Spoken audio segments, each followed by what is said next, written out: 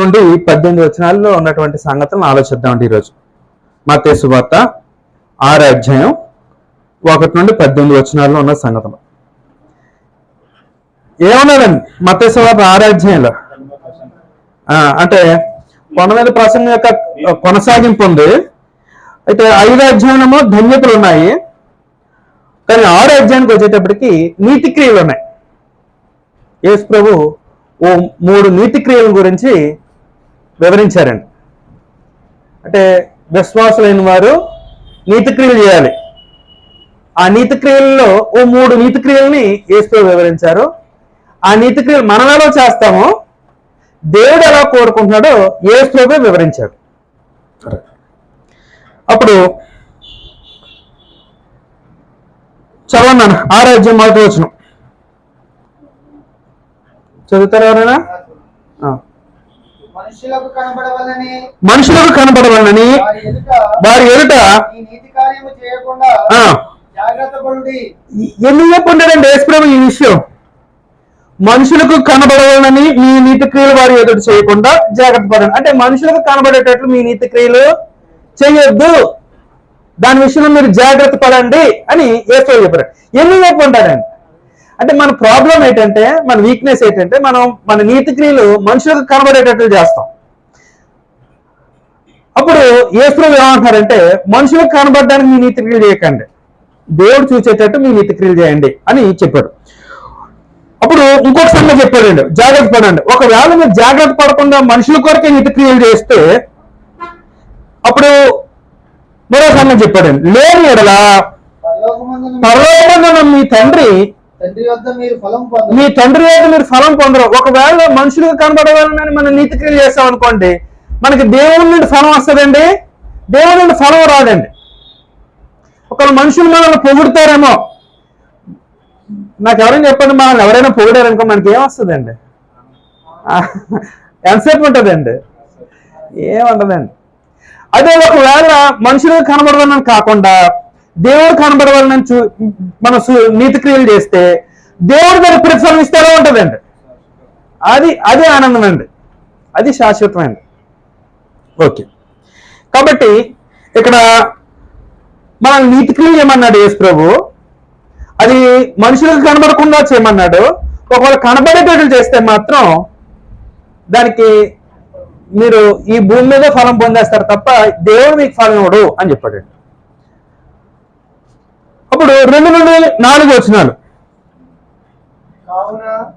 నీవు ధర్మము చేయనప్పుడు మనుషుల వలన ఘనత పొందవలనని వేషధారులు సమాజ మందిరముల్లోనూ వీధులలోనూ చేయులాగున నీ ముందర కూర ఊదింపవద్దు, వారు తమ ఫలము పొంది ఉన్నారని నిశ్చయముగా మీతో చెబుతున్నాను. ఓకే, అప్పుడు ఒక మొట్టమొదటి నీతి క్రియ, విశ్వాసులు చేయవలసిన మొదటి క్రియ ఏంటంటే ధర్మము. ధర్మం గురించి మాట్లాడాడండి యేసు ప్రభు. ధర్మం అంటే ఏంటండి? ధర్మం చేస్తాం కదా, ధర్మం అంటే ఏంటండి? పేదలకు సహాయం చేయడం. ధర్మం అంటే పేదలకు సహాయం చేయడం, పేదలకు సహాయం. ధర్మం అంటే పేదలకు సహాయం చేయడం.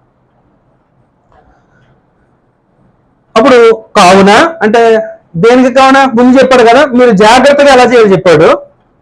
తండ్రి నుండి ఫలం నుండి పొందాలంటే మీరు ఏం చేయాలి, ఎలా చేయాలో చెప్తున్నాడు. ధర్మాన్ని ఎలా చేయాలంటే, ధర్మం చేయనప్పుడు మనుషుల వల్ల ఘనత ఉండవలనని వేషధారుల సమాజ మందిరంలోనూ వీధులలోనూ చేయలాగని నీ ముందర బోర ఊదింపవద్దు, వారు తమ ఫలము పొంది ఉన్నారని నిశ్చయముగా మీతో చెప్పుచున్నాను నేను.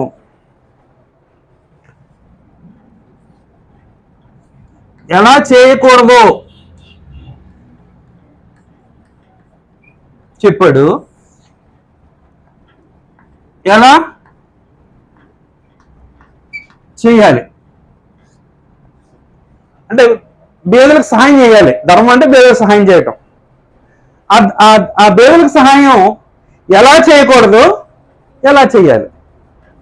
అప్పుడు ఒకవేళ ఒక వ్యక్తి దేవుడికి సహాయం చేశాడు, ధర్మం చేశాడు, ఏం ఆశించి చేస్తాడండి? అక్కడే ఉన్నదండి. మనుషుల మీద ఘనతను ఉండవాలని, అంటే ఈయన ఎంత జాలి కలిగినాడో, ఈయన బేదలకు అన్నం పెట్టాడు, బేదలకు వస్త్రాలు ఇచ్చాడు, బేదలకు ధనం ఇచ్చాడు అనిపించుకోవడానికి ఒక వ్యక్తి ఏం చేస్తాడట? తాను చేసే ఆ చారిటీ అంటే ఆ సేవా కార్యక్రమాన్ని వీధుల్లోనూ, సమాజ మందిరముల్లోనూ, వీధుల్లోనూ చేయలేదన నీ ముందర బోర ఊదింపు వద్దు అంటే సమాజ మందిరంలో చేయటం, వీధుల్లో అందరికీ తెలిసేటట్టు చేయటం. అది ఎలాంటిదంటే బోర ఊది తెలియజేసినట్టు అలా చేయొద్దు అన్నాడు అన్నమాట. అంటే ఎలా చేయకూడదు? అక్కడ ఒక మాట అన్నాడండి, వేషధారులు వలే, అంతే కదండి. వేషధారులు సమాజ మందిరములోను, అంటే మనుషుల ఘనత కొరకు చేయకూడదు. ఫస్ట్ అది మనుషుల ఘనత కొరకు చేయకూడదు. మనం ఎవరికైనా సహాయం చేసామంటే ఈయన ఎంత జాలి కలిగినాడో, ఎంత మంచోడో అని అనిపించుకోవడం కోసం చేయకూడదు, మనుషుల ఘనత కొరకు చేయకూడదు. 2, వేషధారులు సమాజ మందిరంలోనూ వీధుల్లోనూ చేయలాగిన నీ ముందు బోరు ఊదపకూడదు, వేషధారులు చేసినట్లు చేయకూడదు. వేషధారులు చేయనట్లు, వేషధారులు ఎలా చేస్తారు అంటేనట, 1 సమాజ మందిరముల్లోనూ,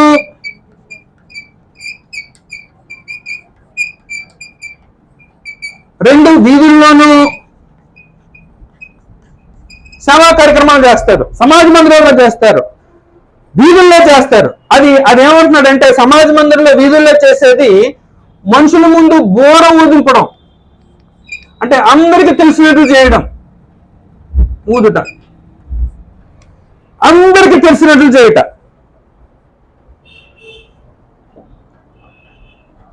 అప్పుడు ఏమన్నాడంటే తమ ఫలము పొందులు ఉన్నారని నిశ్చయంగా చెప్తున్నాను. అప్పుడు వీరికి ఏమొచ్చేసింది అటండి? మరి ఫలం వచ్చేసింది. ఏం ఫలం వచ్చేసింది? పొగడ్తలు వచ్చేసి. కాబట్టి ధర్మం ఎలా చేయొద్దు? నీకు దేవుని నుండి ప్రతిఫలం కావాలంటే ధర్మాన్ని మనుషుల గంట కొరకు చేయకు, 2 వేషధారుల వల్ల చేయకు. ఒకవేళ అలా చేస్తే నువ్వు ఫలం పొందేశావు, నీకు ఫలం వచ్చేసింది, నీకు ప్రతిఫలం వచ్చేసింది అన్నాడు. అప్పుడు 3వ వచనం చెప్పాడండి ఎలా చేయాలో. నీవైతే ధర్మం చేయనప్పుడు నీ ధర్మము రహస్యంగా ఉండే నిమిత్తము నీ కుడి చేయి చేయనది నీ ఎడమ చేతికి తెలియకుండా వలెను. అప్పుడు ఎలా చేయాలని చెప్పాడండి? రహస్యంగా చేయి.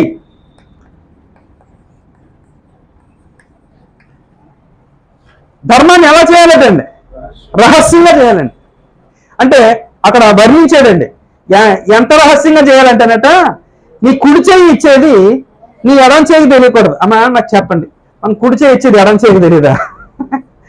తెలుసు. అంటే అక్కడ అలంకారికంగా చెప్పాడండి.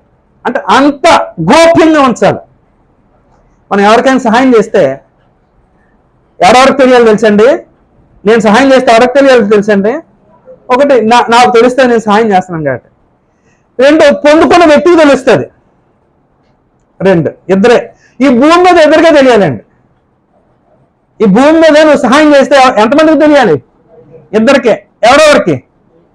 నీకు ఆ పొందుకున్న వ్యక్తిగా తెలియాలి. ఇప్పుడు నాకు ఇంకో ప్రశ్న, అసలు మనం ఈ ధర్మం చేయాలా? మనమే చాలా ఆర్థికంగా ఇబ్బందుల్లో ఉన్నాం కదా, మనకే బోల్డ్ కష్టాలు కదా, మనకే బోల్డ్ సమస్యలు ఉన్నాయి కదా, మనం పిల్లలు చదివించుకోవాలి కదా, మనం భోజనం చేయాలి కదా, మనం వస్త్రాలు కొనుక్కోవాలి కదా, మన కుటుంబ సభ్యులకి ఆదుకోవాలి కదా. అయినా సరే ఇంకా పేదలకు సాయం చేయాలటండి. ఇది నీతి క్రియ అన్నాడండి. అంటే మనం సంపాదించే దానిలో మనం ఒక పూట మానేసైనా సరే ఈ కార్యక్రమం మన జీవితంలో జరగాలటండి. ఎందుకోసం? అది నీతి క్రియ. ఇప్పుడు పరలోకానికి మనం చచ్చిపోయినప్పుడు ఏవో వెళ్తాయటండి, మన క్రియలు వెళ్తాయండి. అప్పుడు మంచి క్రియలు వెళ్తాయి, చెడ్డ క్రియలు వెళ్తాయి. ఏ క్రియలు వెళ్తే మనం పరలోకానికి వెళ్తాం, మంచి క్రియలు. అప్పుడు ఒక పేదోడికి సహాయం చేసాం, ఆ క్రియ మనల్ని పరలోకానికి తీసుకెళ్తుందా? మన పరలోకానికి తీసుకెళ్తుందండి. కాబట్టి మన జీవితంలో ఎప్పుడు ఈ క్రియ ఉండాలా అక్కర్లేదండి, ఈ నీతి క్రియ ఉండాలా అక్కర్లేదండి, ఉండాలండి. దాని కొరకు ఒకరోజు ఒక పూట అన్నం మానేసి పేదోడు పెడదామండి. ఒక సంవత్సరం మనం ఒకవేళ మన దగ్గర బట్టలు కొనుక్కోవాలి, అది మనకి ఒక సంవత్సరానికి మనకు ఒక జత కొనుక్కుంటున్నాం, ఒక సంవత్సరం మానేసి ఓ పేదోడికి ఒక జత కొనాలన్నమాట. కానీ ఎంత సీరియస్గా ఆలోచిస్తామా పేదలకు సహాయం చేయడం? ఆలోచించదండి. ఉంటే వేస్తాం, లేకపోతే మానేస్తాం. కానీ ఇది ఉంటే చేయమన్నాడా, తప్పక చేయమన్నాడా? విశ్వాసికి ఇది తప్పక చేయవలసిన క్రియ అండి.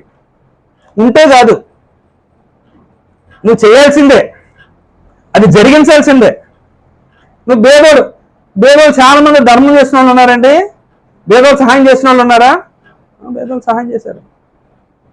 వాళ్ళ దగ్గర ₹2 ఉంటే రూపాయి ఇచ్చేసిన వాళ్ళు ఉంటారండి, ₹2 ఇచ్చేసిన వాళ్ళు ఉంటారండి. బేదోళ్ళు ధనవంతులే, ₹1000 ఉన్నా రూపాయి కూడా ఎవరండి. అలా ధర్మాన్ని ఎలా చేయాలి? రహస్యంగా చేయాలి. అయితే ఒక ప్రాబ్లం ఏంటంటే మనందరికీ తెలిసేటట్టు చేస్తాం. అందరికీ తెలిసేటట్టు చేస్తే వాళ్ళని ఏమన్నాడంటే వేషధారులు అలా చెప్పి. ఓకే, అర్థమైందండి? ఏమర్థమైందండి?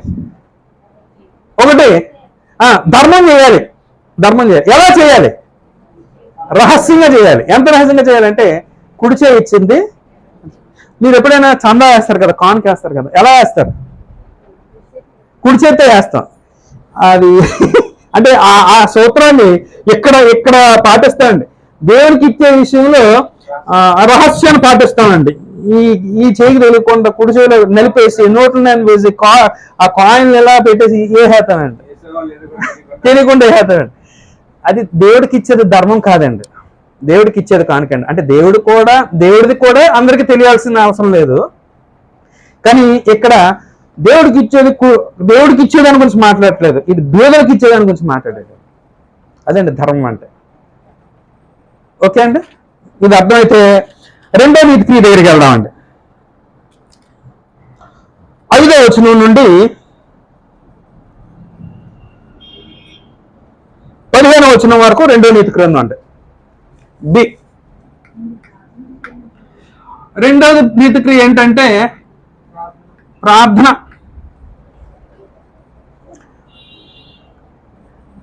సర్వసాధారణంగా ప్రార్థన విషయంలో మనం వైఖరేటండి.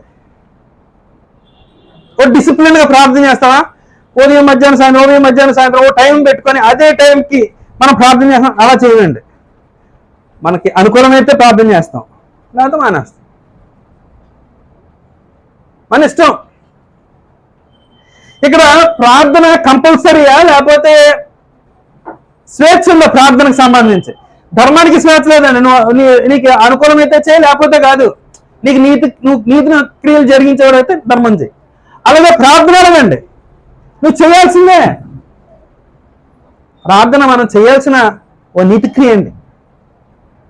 ప్రార్థన ఆప్షన్ కాదండి, ప్రార్థన కంపల్సరీ అండి. అప్పుడు ప్రార్థన గురించి కూడా చెప్పాడండి, ఎలా చేయాలి.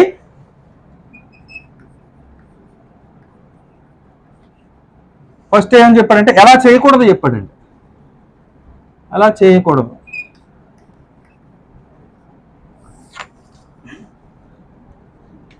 ఎలా చేయాలి? రైట్, చదివాను. మొదటి వచనం, 5వ వచనం. మరియు ప్రార్థన చేయనప్పుడు వేషధారుల వలె ఉండవద్దు. అంటే మనుషులకు కనబడేటట్లు ఉండొద్దు, వేషధారుల వలె ఉండొద్దు.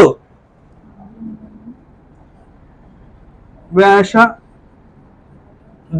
వలె ఉండవద్దు. వేషధారుల వలె ఉండవద్దు. వేషధారులు ఎలా ప్రార్థన చేస్తారు? మనుషులకు కనబడవాలని సమాజ మందిరములోను వీధుల మూలలోను నిలిచి. ప్రార్థన చేయటం వారికి ఇష్టం. అప్పుడు ఈ వేషధారులు ఎలా ప్రార్థన చేస్తారంటేనట ఏమన్నారు? ఒకటి, మనుషులకు కనబడవాలని ప్రార్థన చేస్తారు. మనుషులకు కనబడవాలని. ఇంకెలా ప్రార్థన చేస్తారు? సమాజ మందిరంలో వీధులా? ఫస్ట్ సమాజ మందిరంలో.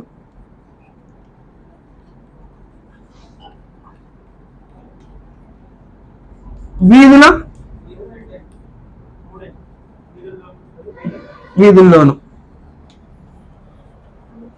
అంటే యాక్చువల్గా యూదులందరూ ప్రార్థన చేయడానికి సమాజ మందిరంలో కూరుతారండి. వాళ్ళు ఇంట్లో ప్రార్థన చేసుకోరు మనలాగే. చర్చిలో ప్రార్థన చేస్తారు మనలాగా. యేసుప్రభుకి మన మన మన రహస్యాలన్నీ తెలుసండి. అందుకే ముందే రాయం చేసేదండి, మనం ఇంట్లో ప్రార్థన చేసుకొని కానీ చర్చిలో ప్రార్థన చేస్తాడు అంటున్నాడు. అది వేషధారుల స్వభావం. నువ్వు ఇంట్లో ప్రార్థన చేసుకోకుండా సంఘంలో ప్రార్థన, అది వేషధారుల స్వభావం. నువ్వు వేషధారివి. అప్పుడు ఎందుకు ఇలా చేస్తున్నావు అంటే నువ్వు దేవునికి కనపరచాలని చేయట్లేదు, మనుషులకు కనపడాలని చేస్తున్నావు. ఎందుకు ఇలా చేస్తున్నావు? మనుషులకు కనపడాలి. నువ్వు మనుషుల దగ్గర భక్తిపరుడు అనిపించుకోవడానికి, మనుషుల దగ్గర భక్తిపరుడు అనిపించుకోవడానికి. వీళ్ళలో ఏం చేస్తున్నాడు? మనుషుల దగ్గర భక్తిపరుడు అనిపించుకోవడానికి. అప్పుడు అన్నాడండి, చేయటం వారికి ఇష్టం. వారు ఫలం పొందేశారు.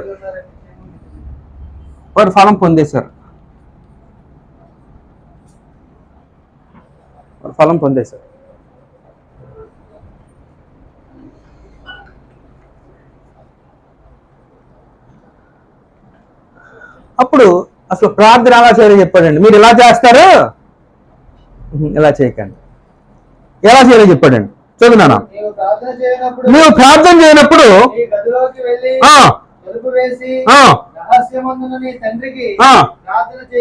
వేషధారంలో కాదు, ఎలా చేయాలంటే రహస్యంగా చేయి. ప్రార్థన కూడా ఎలా చేయాలంటండి?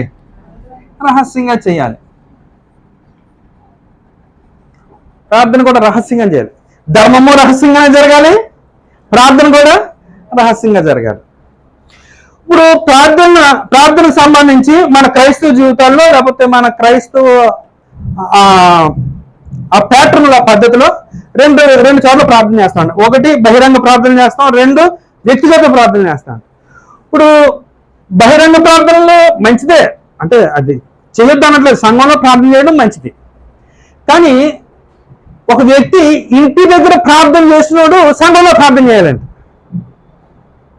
ఇంటి దగ్గర ప్రార్థన చేయనోడు సంఘంలో ప్రార్థన చేయకూడదండి. అప్పుడు ఇక్కడ ఏమన్నాడంటే ఇప్పుడు ఈ ప్రార్థన రహస్య ప్రార్థన, వ్యక్తిగతమైన ప్రార్థన గురించి మాట్లాడుతున్నాడు అన్నమాట అండి.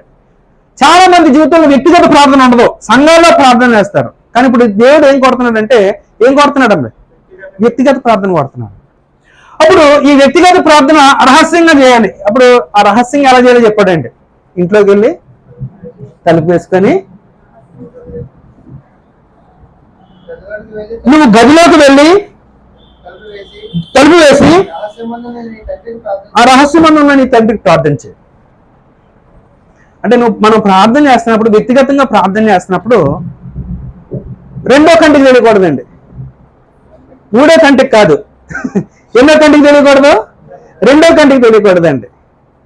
అంటే నేను ప్రార్థన చేస్తున్నట్టు నాకే తెలియాలి తప్ప భూమి మీద మరి ఎవరికీ తెలియకూడదండి.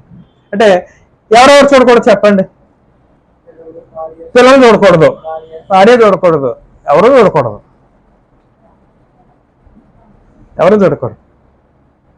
ఒకరు చూసేశారు, ఫలం పొందేస్తామా?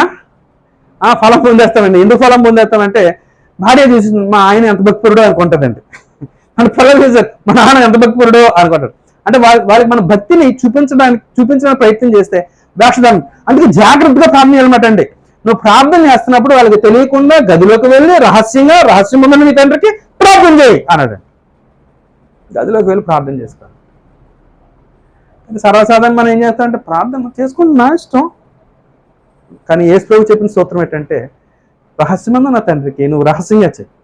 నువ్వు చేసే ఆ రహస్య ప్రార్థన ఎవరికీ తెలియకూడదు. అందుకు నువ్వు గదిలోకి వెళ్ళి ఒంటరిగా ఉండి తలుపు వేసుకొని ప్రార్థన చెయ్యండి. ఇప్పటివరకు చేయలేదు, సరే అలాగే బ్రతుకుదామా, మార్చుకున్నాం.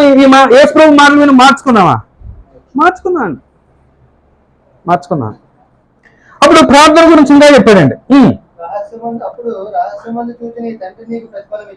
అంటే ఇక్కడ మరి నాకు ప్లేస్ చాలదో, రహస్యంగా చెయ్యి, గదిలోకి వెళ్ళి అదంతా మీరు రాసేసుకోండి. ఇప్పుడు రెండో పాయింట్ ఇంకోటి ఏదో చెప్పాడు నాన్న, 7వ వచనంలో, మరియు మీరు ప్రార్థన చేయనప్పుడు అన్ని జనుల వలె ఏం చెప్పాడండి? ప్రార్థనలో వ్యర్థమైన మాటలు వాడొద్దు. వ్యర్థమైన మాటలు వచింపవద్దు, వాడొద్దు.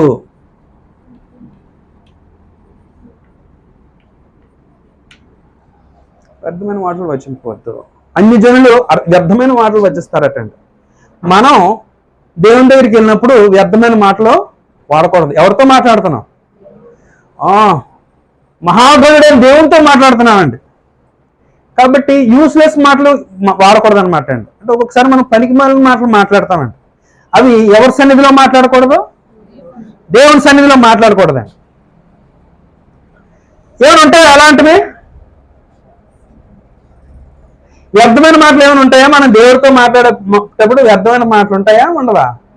ఉంటాయి.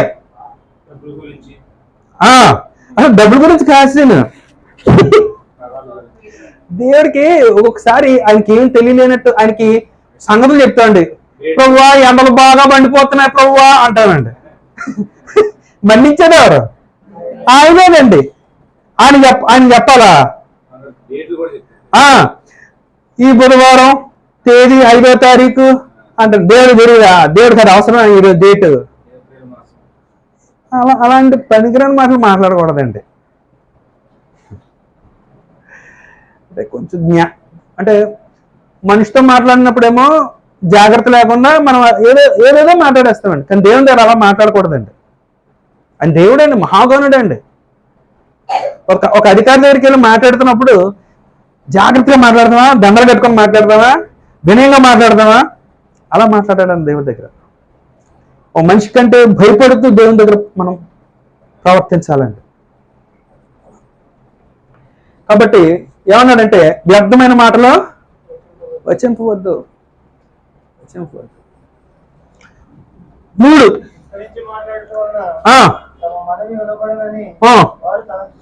అప్పుడు ఇంకో మాట అన్నాడండి, వ్యర్థమైన మాటలు మాట్లాడడం కాదు, విస్తరించి కూడా మాట్లాడద్దు. విస్తరించి మాట్లాడవద్దు.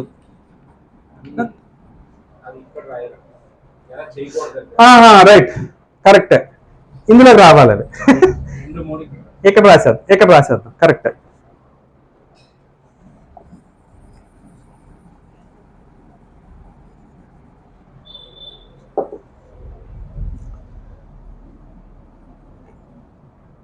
ABCD వ్యర్థమైన మాటలు అని రాసేస్తాను. ఎలా చేయకూడదు అంటే వ్యర్థమైన మాటలు వద్దు. విస్తరించి మాట్లాడకూడదు.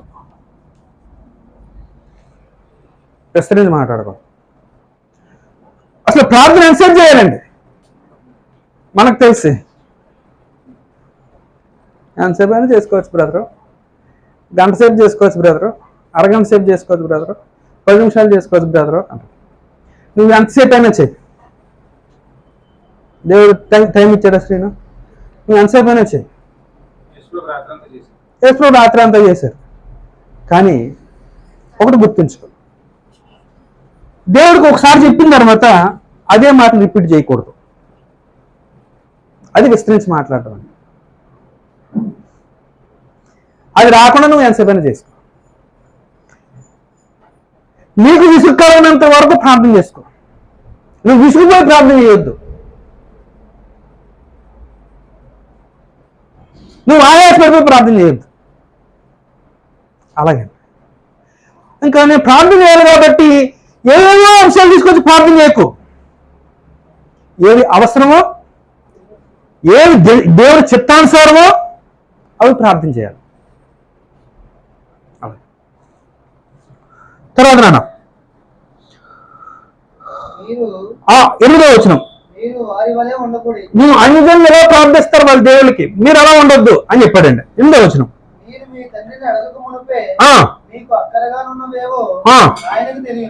అసలు మన అక్కర్లేవు అంటే ఆ మాట అర్థం చెప్పండి ఎవరైనా. మీకు ఏ అక్కరగా ఉన్నాయో ఆయనకు ముందే తెలియను ఎందుకు చెప్పాడండి. మీ అక్కర్లన్నీ ప్రార్థనలో పెడతారు మీరు. మీ అక్కర్లన్నీ దేవుడికి తెలుసు. కాబట్టి ఎలా ప్రార్థన చేయండి, అస్తమానం మీ అక్కర్లు అడగండి. నేను ఒక ప్రార్థన చెప్తాను, అలా ప్రార్థన చేయండి అని చెప్పాడు అన్నమాట. అంటే మన ప్రార్థనలు ఎక్కువ ఏముంటాయని దేవుడికి తెలుసండి, యేసు ప్రభువుకి తెలుసండి. అన్ని మన అవసరతలే అవసరతలే అవసరతలే అవసరాలు అడుగుతానండి. అదే అడుగుతా ఉంటాయండి. మన అక్కర్లే మన అక్కర్లే మన అక్కర్లే అందుకని ఇలా ప్రార్థన చేయమన్నాడండి. 9వ వచనం, కాబట్టి మీరు ఇలా ప్రార్థన చేయండి. అప్పుడు ఈ ప్రార్థనకు సంబంధించి ఒక మోడల్ ఇచ్చాడండి యేసు ప్రభు. ఎలా ప్రార్థన చేయాలో మోడల్ పేరండి. అది పరలోక ప్రార్థన లేకపోతే మాదిరి ప్రార్థన. మాదిరి ప్రార్థన అండి. అక్కడ ఈ లోకంలో ఉన్న కొన్ని డినామినేషన్ ఆ ప్రార్థన ఏం చేశాడు తెలుసండి, పరలోక ప్రార్థన చేశాడండి. పరలోక ప్రార్థన అని పేరు పెట్టి మామూలుగా ప్రార్థన చేసి ప్రార్థన అయిపోయిన తర్వాత ఈ ప్రార్థనను వెళ్ళిస్తారండి. అదే ప్రార్థన కాదండి. యేసు ప్రభు ఇక్కడ చూపించింది ఏంటంటే ఎలా ప్రార్థన చేయాలో మోడల్ చెప్తున్నారండి. మోడల్ చెప్తున్నారు. అప్పుడు ఆ స్టెప్ లో ఆ ప్రార్థన మాదిరిలో మొదటి సంగతి చెప్తున్నాడండి. మీరు మీ కాదు పరలోకమందున్న తండ్రి ఫస్ట్ ఏం చెప్పాడండి, అడ్రస్సింగ్ చెప్పాడండి. అంటే ఎవరికి ప్రార్థన చేయాలని చెప్పాడండి. ఎవరికి ప్రార్థన చేయాలంటండి, తండ్రికి, పరలోకపు తండ్రికి ప్రార్థన చేయమన్నాడండి. అంటే యెహోవా దేవునికి ప్రార్థన చేయమన్నాడండి. అడ్రస్సింగ్ ఏమన్నాడంటే పరలోకమందున్న మా తండ్రి అని ప్రార్థన చేయండి అని చెప్పాడండి. అంటే దేవుణ్ణి తండ్రిగా భావించి ఆయనతో మాట్లాడండి అని చెప్పాడండి. తండ్రిగా భావించి అడగండి. 2, నీ నామమును పరిశుద్ధపరచబడును గాక. రెండోది ఏం చేసేటండి, ఎవరికి చేయాలని చెప్పి రెండో దానిలో ఏం చెప్పాడంటే ఆ తండ్రిని స్తుతించాలటండి.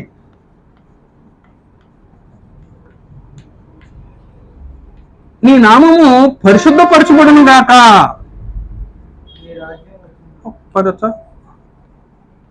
బడును గాక అన్నాడండి. అంటే ముందేమో ప్రార్థనలో మొదటి స్టెప్ ఏంటంటే తండ్రికి ప్రార్థన చేయాలి, అడ్రస్ చెప్పాడండి. అప్పుడు రెండో స్టెప్ ఏంటంటే దేవుణ్ణి స్తుతించాలి, ఆయన నామాన్ని ఘనపరచాలి. ప్రార్థనలో రెండో స్టెప్ ఏంటంటే ఆయన నామాన్ని ఘనపరచాలి. అది మాదిరి, అలా చేయాలి ప్రార్థన. అప్పుడు 3, నీ రాజ్యము వచ్చేదాకా నీ చిత్తము పరలోకమందు నెరవేర్చున్నట్లు భూలోకమందు నెరవేరును గాక. ఇదేంటండి, ఇది ఆత్మీయ అవసరతం గురించి అడిగాడండి. అంటే అప్పటికి దేవుడు వాగ్దానం చేస్తున్న క్రీస్తు రాజ్యం భూమి మీద లేదండి. అసలు రాజ్యమే లేదా, క్రీస్తు ప్రభు వేలే రాజ్యం లేదా, రాజ్యం లేదా, క్రీస్తు ప్రభు వేలే రాజ్యం ఇంకా రాలేదా. రాజ్యం ఎప్పుడు ఉంటుందండి, దేవుడి రాజ్యం శాశ్వతమైంది. ఆ రాజ్యాన్ని దేవుడు మానవులను పరిపాలించేటట్లు వాళ్ళు కోరుకుంటే ఆ రాజ్యాన్ని వాళ్ళ చేతికి అప్పగించాడు. ఆ తర్వాత మరలా ఆయన రాజ్యాన్ని తన కుమారుడికి అప్పగించాడు. అది దేవుని సంఘం. ఇది తెలియని వాళ్ళు మనల్ని ఏమంటారు, మనల్ని అబద్ధ బోధకులు అంటారండి. అయితే నీ రాజ్యం వచ్చిన దాకా ఇంకా పరలోకమందు నీ చిత్తం నెరవేర్చున్నట్లు భూమి మీద కూడా నీ అంటే యేసు ఏం కోరాడంటే, తండ్రి నీ పరిపాలన ఈ భూమి మీద కూడా కొనసాగాలి, మనుషుల హృదయాల్లో నీ పరిపాలన రావాలి. నీ పరిపాలనకి ఎవరు లోబడట్లేదు, అందరు హృదయాలు నీ పరిపాలనకు లోబడేటట్లు ఆ పరిస్థితి రావాలి అని ప్రార్థన చేశాడు. అది శరీర సంబంధమైన అవసరత, ఆత్మ సంబంధమైన అవసరత? ఆత్మ సంబంధమైన అవసరత. అంటే యేసు ప్రభు ఏమైంది, ఏమర్థం అంటే ఏం మనకి వివరించాలనుకుంటున్నాడంటే, మీకు దేవుని పరిపాలన అవసరం. మనకి ఎవరి పరిపాలన అవసరం అండి? దేవుడు మనం పరిపాలించాలని మనం కోరుకోవాలండి. నేను దేవుడు పరిపాలన కింద ఉండాలి అని నేను కోరుకోవాలండి. ఒకవేళ నన్ను దేవుడు పరిపాలించకపోతే నన్ను ఎవరు పరిపాలిస్తాడండి? సాతాను పరిపాలిస్తాడండి. అప్పుడు సాతాను నన్ను పరిపాలిస్తే నేను ఎలా బ్రతుకుతానండి? దుష్టుడిగా బ్రతుకుతానండి, దుర్మార్గుడిగా బ్రతుకుతానండి. కాబట్టి మన జీవితంలో ఎప్పుడు ఎవరి పరిపాలన ఉండాలండి? దేవుని పరిపాలన ఉండాలి. దేవుడు నన్ను పరిపాలించాలని కోరుకోవాలండి. నీ పరిపాలనలో నేను ఉండాలని కోరుకోవాలండి. అది కోరుకున్నాడండి. అది ఆత్మ సంబంధమైన అవసరత అడిగాడండి. ఆత్మ సంబంధమైన అక్కర్లను అడగమన్నాడండి. అందులో ఒకటి ఏంటంటే దేవుని రాజ్యం గురించి అడిగాడండి, దేవుని పరిపాలన గురించి అడిగాడండి, అడగమన్నాడు. 11వ వచనంలో అప్పుడు ఇదేమో ఆత్మ సంబంధమైన అక్కర, దీన్ని కూడా ఇలా తీసి 2 భాగాలు చేసి ఆత్మ సంబంధమైన అవసరతలు, పరలోక సంబంధమైన భౌతికమైన అక్కర్లు వేసుకోవాలి. ఇదేమో ఆత్మ సంబంధమైన అవసరత. ఇప్పుడు శరీర సంబంధమైన అవసరత అడిగాడండి. ఏంటంటే శరీర సంబంధమైన అవసరత? ఆహారం. ఆహారం, మా అనుదిన ఆహారం మాకు దయచేయమని అడిగాడండి.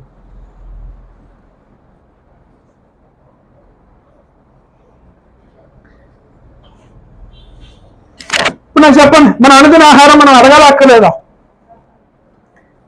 మనం అడగాల అక్కర్లేదా? ఎందుకండి? ఆల్రెడీ ఆయన ఇచ్చేసాడండి. నెలకు సరిపడ్డ సామాగ్రి మన ఇంట్లో ఉండాలి. నెలకు సరిపడ్డ బియ్యం ఉన్నాయి, నెలకు సరిపడ్డ ఉప్పులు ఉన్నాయి, నెలకు సరిపడ్డ పప్పులు ఉన్నాయి, అన్నీ ఉన్నాయి. మరి ఇప్పుడు ఏం ప్రార్థన చేయాలండి? ఇచ్చినందుకు కృతజ్ఞతలు తెలియజేయాలి తప్ప ఇంట్లో కూరలు ఉంటుండగా అడగకూడదండి. ఇంకా ఇంట్లో సామాన్లు ఉంటుండగా అడగకూడదండి. ఆల్రెడీ ఆయన మనకి ప్రొవైడ్ చేసేసాడు కాబట్టి ఇచ్చిన ఆహారం కొరకు ఏం చేయాలి? కృతజ్ఞత కలిగి ఉందాం, దేవునికి స్తుతులు చెల్లిద్దాం. ఓకే, మా అనుదిన ఆహారం అయిపోయింది. 12 మా రుణస్తులను క్షమించి ఉన్న ప్రకారం ఏమడిగాడండి? మా రుణాలు క్షమించు అని అడగండి. మా రుణాలంటే అక్కడ మా రుణాలు క్షమించు అని దేవుణ్ణి అడగండి అని చెప్పాడండి. అప్పుడు దానికి ముందు క్లాజ్ పెట్టాడండి. ముందు మీకు రుణం ఉన్న వారిని క్షమించండి, అప్పుడు మీ రుణాలు క్షమించబడతాయి అని చెప్పాడండి. ఏంటండి రుణం? అప్పులు కాదండి. ఇక్కడ రుణం అంటే అప్పు కాదండి. మనం చేసినటువంటి తప్పులను దేవుణ్ణి క్షమించమని వేడుకోవడం అండి. మనం చేసినటువంటి పాపాలను దేవుణ్ణి క్షమించమని వేడుకోవడం అండి. మన లోపాలను దేవుని క్షమించమని వేడుకోవడం అండి. అప్పుడు కండిషన్ చెప్పాడండి, నిన్ను దేవుడు నీ లోపాలను క్షమించాలంటే నువ్వేం చేయాలి? నువ్వు నీ పొరుగువాని లోపాలను క్షమించు, ఇతర లోపాలను క్షమించు. నిన్ను ఎవరైతే దుఃఖ పెట్టారో వాళ్ళని క్షమించు, నిన్ను ఎవరైతే బాధ పెట్టారో వాళ్ళని క్షమించు. అప్పుడు నువ్వు బాధపెట్టిన దేవుడు నిన్ను క్షమిస్తాడు. బ్రదర్, మనం దేవుని బాధపడతామా? దేవుని దుఃఖపెడతామా? దేవుని దుఃఖపెడుతున్నాం, బాధపెడుతున్నామండి. అప్పుడు ఆయన బాధపడుతున్నాడండి. అప్పుడు ఒక వ్యక్తి నిన్ను బాధ పెట్టాడు, మనకు బాధగా ఉంటుందా? ఉంటుందండి. అప్పుడు ఏమన్నాడంటే, ముందు వాళ్ళని క్షమించు, అప్పుడు నువ్వు అడుగు, నేను నిన్ను క్షమిస్తాను అన్నాడు. అప్పుడు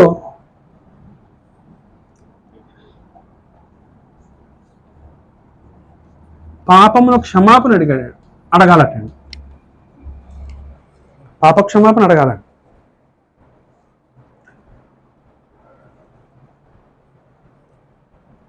ఇక్కడ ప్రార్థన అయిపోయిందా ఇంకా ఉందా? అంతే. సోదరులకు తేక దుష్టుని దుష్టుని మమ్మల్ని తప్పించి ABCDEF దుష్టుని నుండి తప్పించు. ఇక్కడ రెండు ఉన్నాయండి. అసలు ఆ పాపమే చేయకుండా ఉండేటట్లు ప్రార్థన చేయాలి. అక్కడ ప్రభువా మేము శోధనలో పడిపోకున్నట్లు దుష్టు నుండి మమ్మల్ని తప్పించు అని ప్రార్థన చేశాం అనుకోండి, దేవుడు మనం ఏం చేస్తాడేటండి, మనం దుష్టు ఉచ్చులో పడిపోకుండా మనల్ని దేవుడు ప్రొటెక్ట్ చేస్తాడండి. అది పాపంలో పడిపోకుండా. ఒకవేళ పడిపోతే పాప క్షమాపణ కొరకు వేడుకోండి. రెండు ఉన్నాయండి. పడకుండా జీవించడానికి దేవుని సహాయం ఉంది, పడిపోతే దాని క్షమాపణ కూడా దేవుని దగ్గర ఉందండి. అదేంటి దేవుడు. ఒకవేళ దీనికి పరిష్కారం లేకపోతే మన పరిస్థితి ఏమోనండి, భయంకరం మన పరిస్థితి. మనం ఎన్ని చెప్పినా సరే మనం ఎక్కడో చోట పడిపోతామండి. మళ్ళా మారు మనసు పొంది మనం మారు మనసు పొంది క్షమాపణ అడిగితే దేవుడు క్షమిస్తున్నాడండి. అది గొప్ప అవకాశం అండి మనకి. అప్పుడు ఇక్కడ చూడండి, ఒకటే రాజ్యం గురించి ప్రార్థన ఆత్మ సంబంధమైంది, పాపాన్ని క్షమించమని ప్రార్థన ఆత్మ సంబంధమైంది, దుష్టుని మీరు తప్పించమని ప్రార్థన ఆత్మ సంబంధమైంది. ఎన్ని ఉన్నాయండి ఆత్మ సంబంధమైన విషయాలు అడగడం ప్రార్థనలో? 3 ఉన్నాయండి. శరీర సంబంధమైన ఎన్ని ఉన్నాయండి? ఒకటే ఆహారం 3:1. 3 ఆత్మ సంబంధమైన అడిగితే 1 శరీర సంబంధమైన అడగాలి. 6 ఆత్మ సంబంధమైన అడిగితే 2 శరీర సంబంధమైన అడగాలి. 9 ఆత్మ సంబంధమైన అడిగితే 3 శరీర సంబంధమైన అడగాలి. ఈ రేషియోతో ప్రార్థన చేయాలన్నమాట అండి. అంటే మన ప్రార్థనలు ఎక్కువే ఉండాలన్నమాట అండి. ఆత్మ సంబంధమైన విషయాలు ఉండాలి. మన ప్రార్థనే ఉంటాయండి. 9 అక్కర్లు ఉంటాయి, 9 భౌతిక విషయాలు ఉంటాయి, 1 2 ఆత్మ సంబంధమైన విషయాలు ఉంటాయి. అప్పుడు ఆ ప్రార్థన వ్యర్థమైపోద్దండి. ఇప్పుడు ఈ ప్రార్థన వాళ్ళు ఎవరు చెప్పారండి? యేసుప్రభు చెప్పారు. అంటే ఇంక ఈ మానవుడి నుంచి ఇంక వేరే ప్రార్థన లేదండి. ఈ భూమి మీద ఏ మనిషి ప్రార్థన మనకు అక్కర్లేదండి. యేసుప్రభు చేసిన ప్రార్థన మనకి మొదలండి. ఓకే, ఇప్పుడు అర్థమైందండి. ఏమో అర్థం చెప్పండి. అసలు ఏంటి పాఠం పేరు? నీతి క్రియలు. నీతి క్రియల్లో 2 అంశం ఏంటండి? ప్రార్థన. ప్రార్థన ఆప్షనా కంపల్సనా? కంపల్సన్ అండి. అంటే చేయాల్సిందే. ఎప్పుడు ప్రార్థన చేయాలి. అప్పుడు ఎలా చేయకూడదు? వేషధారలో చేయకూడదు. ఎలా చేయకూడదు? వ్యర్థమైన మాటలు వల్లించకూడదు. ఎలా చేయకూడదు? విస్తరించి మాట్లాడకూడదు. ఎలా చేయాలి?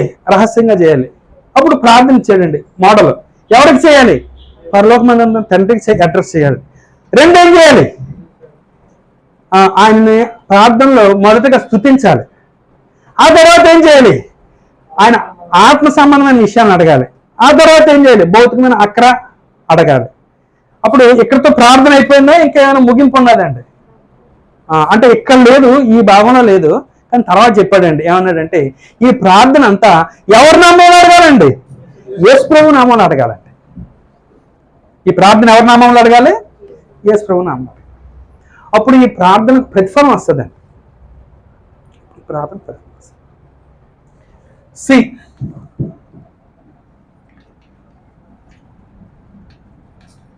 మూడో నీతి క్రియ ఏంటంటే ఉపవాసం. 16వ వచనం నుండి 18వ వచనం వరకు ఉపవాసం గురించి ఉందంట. మీరు ఉపవాసము చేయనప్పుడు వేషధారుల వలె దుఃఖముఖులై ఉండకూడదు. ఉపవాసం చేస్తే దుఃఖముఖం వస్తుందా? లేకపోతే దుఃఖముఖం అంటే నీరసంగా ఉంటుందా? నీరసమైన ముఖం కనబడుతుందా? కనబడుతుంది. ఇప్పుడు ఉపవాసం చేసిన తర్వాత నీరస మొహం కనబడకపోతే మొహం కనబడుతుంది. కానీ యేసుప్రభు చెప్పే సూత్రం ఏంటంటే మీరు ఉపవాసం చేస్తున్నప్పుడు మీ ముఖాన్ని నీరసంగా ఉంచుకోవద్దు. అంటే ఒక్కొక్కసారి మనం మనిషి అంటే ఎందుకు నీరసంగా పెడతామో తెలుసండి? ఉపవాసం చేస్తున్నామని తెలుసుకోవటానికి.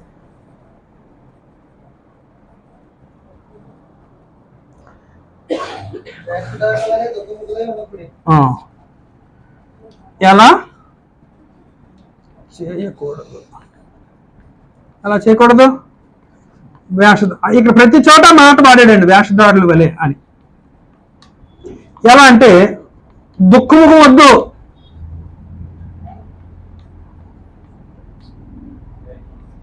దుఃఖముఖం లేక తాము ఉపవాసము చేయుచున్నట్లు మనుషులకు కనబడవలని వారు తమ ముఖములను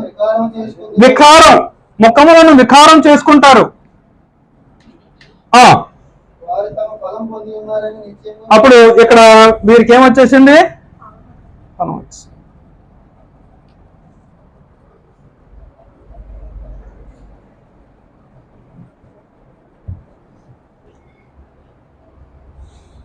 ఇది రహస్యంగా చేయాలి, ఇది రహస్యంగానే చేయాలి, ఇది రహస్యంగానే చేయాలి. రహస్యంగా చేయడం అంటే నీ ఒక్కడికే తెలియాలి, నీ ఒక్కడికే ధర్మం చేయడం నీ ఒక్కడికే తెలియాలి. ప్రార్థన చేయడం రహస్యంగా వ్యక్తిగతంగా ప్రార్థన చేయడం నీ ఒక్కడికే తెలియాలి. అలాగే ఉపవాసం చేయడం నీ ఒక్కడికే తెలియాలి. అంటే సర్వసాధారణంగా మనం సంఘ ఉపవాసం అంటే ఏదో కొంచెం ఉపవాసం చేయడానికి ప్రయత్నిస్తాం తప్ప వ్యక్తిగతంగా ఎవరికి తెలియకుండా ఉపవాస ప్రార్థన మాత్రం చేయనండి. చేస్తామా చెయ్యండి. చర్చిలో ఈ పాఠం చెప్పిన తర్వాత ఒక సహోదరుడు స్టార్ట్ చేసాడండి.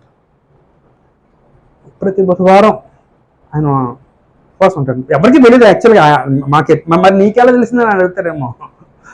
మొన్న కారణం చేత బ్రదరు అంటే నేను ఎవరికి చెప్పలేదు, మీతో డిస్కస్ చేయాలనుకుంటున్నాను. మరి మనం మీటింగ్కి వెళ్తాం కదా, నేను మీ అందరితో కలిసి భోంచేయను కదా, అప్పుడు భోజనం చేయకపోతే మరి మీరు అడుగుతారు కదా అని ముందుగానే మీకు ఒక మాట చెప్పేస్తాను బ్రదరు. మరి నన్ను ఉండిపోమంటారా మీటింగ్కి రమ్మంటారా అని అడిగాడు. బ్రదరు వద్దులేండి, మీరు మీటింగ్కి రండి, మీటింగ్ అవసరం, మీ ఉపవాసాన్ని మీరు కొనసాగించండి. ఆయన ఆ రోజు మొన్న మీటింగ్ మనం క్లాస్ అయింది కదా, ఆ రోజు ఏలూరు క్లాస్కి అలా ఉన్నాడు. సాయంత్రం 5 గంటల తర్వాత పొక్కటి తిన్నాడు, టీ తాగాడు. అసలు ఇప్పుడు మనం చేయాలా చేయక్కర్లేదండి ఉపవాసం? ఎందుకు చేయాలండి? అది యేసు ప్రభువు చెప్పిన నీతి క్రియ అండి. శరీరానికి ఆహారం అవసరమా? అవసరం. ఎందుకు? బలంగా ఉండటానికి, ఆరోగ్యంగా ఉండటానికి, మన పనులు మనం చేసుకోవటానికి. ఆత్మకి ఉపవాసం అవసరమే అండి. ఎందుకు? బలంగా ఉండడానికి, ఆత్మ పనిచేయటానికి.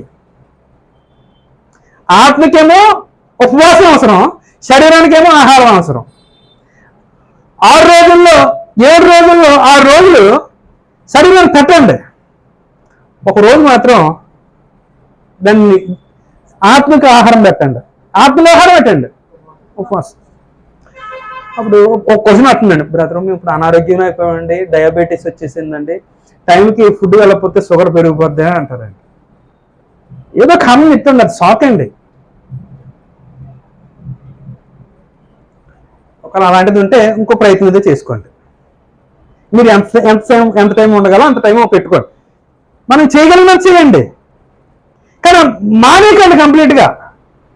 మనం చేయాల్సింది చేద్దామండి. వారంలో ఒకరోజు ఉపవాసం ఉండడానికి మనం కృషి చేద్దామండి. అంటే మనం వినేస్తాం కానీ చేయలేండి. ఇప్పుడు ఇది చెయ్యం, ఇది చెయ్యం. చేయకుండా ఉండటానికే బోధించుకుంటున్నాం, చేయడానికి బోధించుకుంటున్నాం. ప్రారంభించడానికండి. మీరు దేవుణ్ణి నమ్మితే, యేసు ప్రభువు మాటలు నమ్మితే, ఇప్పుడు నేను నా మాటలు వద్దండి, ఇది నాది కాదు, ఇది నేను జస్ట్ ఏం చేస్తానంటే యేసు ప్రభువు మాటలని మీకు వివరిస్తున్నాను. నేను వివరిస్తాను. మీకు ప్రభు పట్ల భక్తి ఉంటే, మీకు నీతి క్రియలు చేయాలనే ఆ భావం ఉంటే, ఆ హృదయం ఉంటే, ఈ రోజు నుండి స్టార్ట్ చేద్దామండి. ఈ క్రియలు మనం పరలోకానికి తీసుకెళ్లే క్రియలండి. అంటే అసలు ఉపవాసం లేకపోతే దేవుడు తీసుకెళ్దా అంటే, యేసు ప్రభు చెప్పిన మాట ఇది. ఆయన మాటలు ఈయన మాటలు వినుడి, ఈయన నా ప్రియకుమారుడు, ఈయన ఎన్నో ఆనందిస్తున్నాను, ఈయన మాట వినుడి అని ఆయన మాట విన్నాం అంటే అంటున్నాం అనమాట అండి. విందామండి, ప్రభు మాట విందామండి, ప్రభు మాటను గౌరవిద్దామండి, ప్రభు మాటను సన్మానిద్దామండి. ఇవి ప్రభు మాటలండి. నానా ఏమన్నాడు ఉపవాసం గురించి? మీరు ఉపవాసం చేయనప్పుడు వేషధారుల మీద దుఃఖముఖులై ఉండబడి తాము ఉపవాసం చేయుచున్నట్టు మనుషులు కనబడాలని వారి తమ ముఖములను వికారం చేసుకుందరు. వారు తమ ఫలం పొంది ఉన్నారని నిత్యము మీతో చెప్తున్నారు. ఫలం వచ్చేసింది. ఉపవాసం చేయుచున్నట్టు మనుషులు కనబడవాలని కాక రహస్యమందున్న నీ తండ్రికే కనబడవాలని నీవు ఉపవాసం చేయుచున్నప్పుడు నీ తల అంటుకొని ఎలా చేయాలి? అప్పుడు మళ్ళీ చెప్పాడండి, రహస్యంగానే చేయాలి, రహస్యంగా చేయాలి. అప్పుడు కొన్ని విషయాలు చెప్పాడండి. నీ తల అంటుకొని, నీ తల